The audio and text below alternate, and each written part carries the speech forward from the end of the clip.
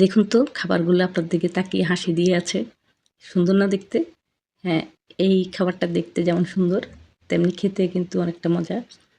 একটু ক্রিসপি হয়, তারপরে একটু চটপটা টাইপের। আর এটা বানানো খুব সোজা। এটাকে আমি নাম দিয়েছি স্মাইলি চিপস। চলুন সেই চিপসটা তৈরি করি। এটা তৈরি করতে কিন্তু খুব বেশি উপকরণ লাগে না। আপনি বাসায় থাকা উপকরণ দিয়ে খুব সহজে বানাতে পারবেন।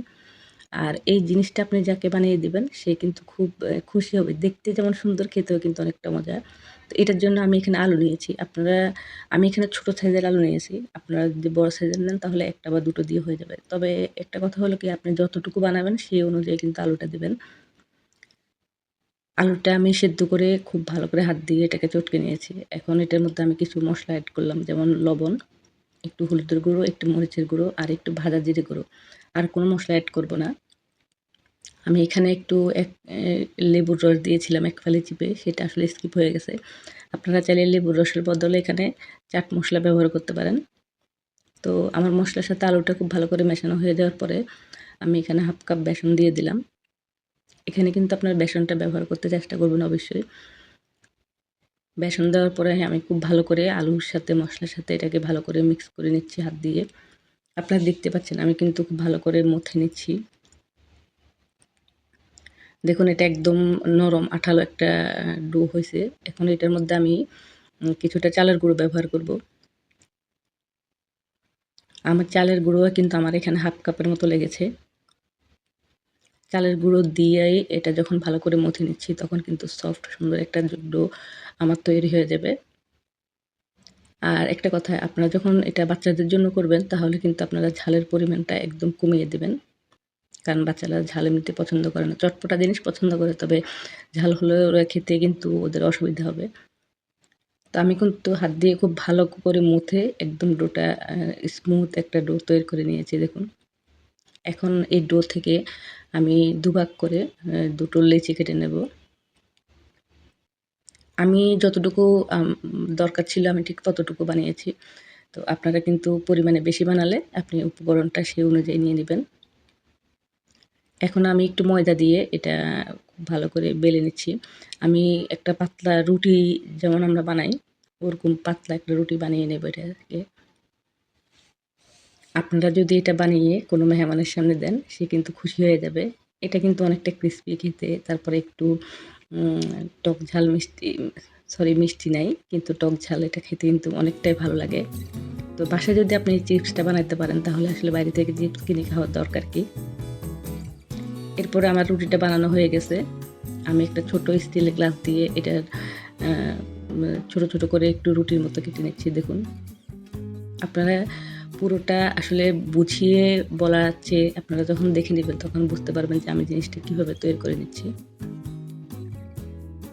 এভাবে আমি সবগুলো কেটে নেব। কেটে যে সাইডের অংশগুলো আছে এগুলো সরিয়ে নিচ্ছি। এরপরে আমি এটার যে ২ টো চোখ করেছিলাম সেটা আমি একটা ছোট্ট একটা মুখের সাহায্যে আরকি ছোট চোখগুলো আমি কেটে নিচ্ছি। আপনারা দেখলে বুঝতে পারবেন। এই ধরনের ছোট কিছু থাকলে আপনাদের ছিদ্রযুক্ত, ওটা দিয়ে আপনারা জাস্ট এইভাবে কেটে, কেটে আপনি এটার চোখ বের করে নিতে পারেন। আর স্মাইল করার জন্য যেই মুখটা আমি তৈরি করতেছি সেটা একটা চামচের সাহায্যে এভাবে আপনারা ভেঙে দিলেই কিন্তু একটা স্মাইল হয়ে যাবে। আমি এখন যে পদ্ধতিটা দেখালাম, আমি আরেকটাভাবে আপনাদেরকে দেখাবো যে ওভাবেও আপনারা করে নিতে পারেন। আপনারা দেখলে বুঝতে পারতেছেন যে কি সুন্দর করে হয়ে যাচ্ছে। এই যে ছোট, ছোট যে রুটিগুলো করেছিলাম এগুলো এত বেশি পাতলা, কারণ চিপস এরকমই হয়, নাহলে ক্রিসপি হবে না। তো দেখুন আমি যে স্মাইলের অংশটা সেটা কিন্তু ছুরি দিয়ে আপনারা কেটে এভাবে করে নিতে পারেন। আমি সেভাবে আপনাদেরকে দেখালাম। ওটা দেখতেও কিন্তু অনেকটা উম উম সুন্দর হয়। তো এভাবে আমি প্রত্যেকটা স্মাইল চিপস বানিয়ে নেব। আপনারা কিন্তু খুব সহজে ঘরে থাকা উপকরণ দিয়ে এই চিপসগুলো বানিয়ে বাচ্চাদেরকে দিতে পারেন। এটা কিন্তু আপনাদের বাহিরের অস্বাস্থ্যকর খাবার থেকে আপনার বাচ্চাকে কিন্তু রক্ষা করবে। যে বাচ্চারা আসলে চিপস খেতে পছন্দ করে তাদের জন্য কিন্তু এটা বানিয়ে দিতে পারেন। আর এটা কিন্তু আপনারা বানিয়ে সংরক্ষণও করতে পারবেন। একটা কৌটোয় ভরে রেখে দিলে আপনি ১ সপ্তাহ ১০ দিন এটা বাচ্চাদেরকে দিতে পারবেন বের করে, করে। আর আরেকটা পদ্ধতি আছে, সেটা হলো যে এই যে আমি যখন এই যে কাঁচা অবস্থায় আপনি এটাকে রোদে শুকিয়ে নিতে পারেন, শুকিয়ে রেখে দিতে পারবেন। তাহলে কিন্তু আপনি দেখা যাবে বছর জুড়ে এটাকে স্টোর করে রাখতে পারতেছেন। আপনারা ২ ভাবে কিন্তু করতে পারেন। আপনারা সাথে, সাথে বানিয়ে খেতে পারেন অথবা এটাকে শুকিয়ে স্টোর করে রাখতে পারেন। তো আমি শুকানো পদ্ধতিটা আপনাদেরকে দেখালাম না। অন্য কোনো সময় আপনাদেরকে অবশ্যই এই জিনিসটা শেয়ার করব আপনাদের সাথে।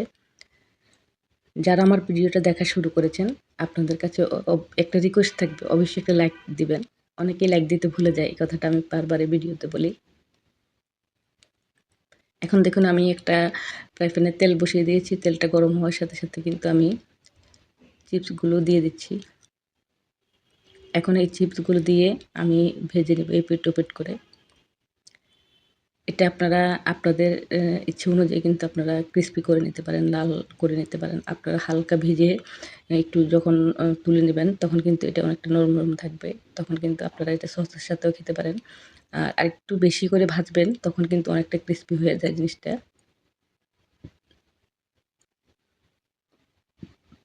এগুলা কিন্তু তেলে ছেড়ে দেওয়ার সাথে, সাথে কিন্তু ভেসে উঠতেছে, আপনারা দেখতে পাচ্ছেন। আর তেলে দেওয়ার সাথে, সাথে কিন্তু দেখুন ওদের স্মাইলটা খুব ভালোভাবে বোঝা যাচ্ছে আরকি।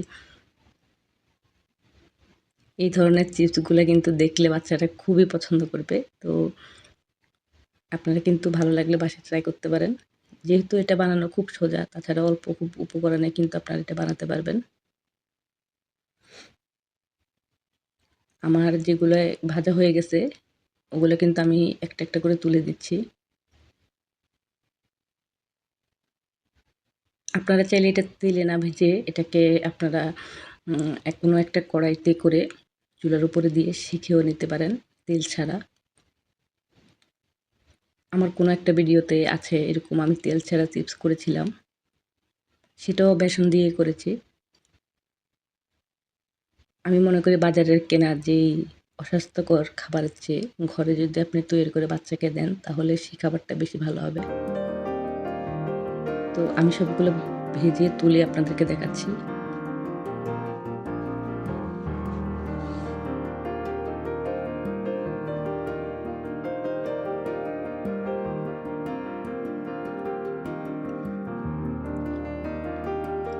দেখুন আমার সবগুলো চিপস ভাজা হয়ে গেছে। আপনাদের কাছে কেমন লাগলো? যদি ভালো লাগে বাসায় ট্রাই করতে পারেন। আজকে এই পর্যন্তই। সবাই খুব ভালো থাকবেন।